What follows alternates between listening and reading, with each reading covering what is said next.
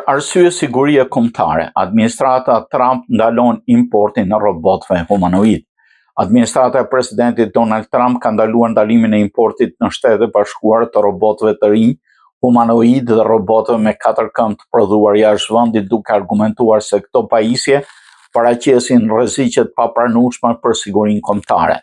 Masa përfshin gjithashtu ndalimin e importit të invertorëve të energjisë që përdoren për qendrat e të dhënave dhe sistemet e energjisë diellore. Vendimi u bë publik nga Komisioni Federal i Komunikimeve, i cili shtoi këto produkte në listën e mbuluar, regjistri i pajisjeve dhe shërbimeve që konsiderohen kërcënim për sigurinë kombëtare të SBA. Kryetari i FCC-s Brennan Carr deklaroi se agjencia po ndërmerr masa për të mbrojtur zinxhirët kritik të furnizimit të vendit. Sipas FCC-s, robotët e prodhuar jashtë Shtetet e Bashkuara mund të përdoren për mbikëqyrjen e qytetarëve amerikanë për të rritur aftësitë e shërbimeve të huaja të inteligjencës.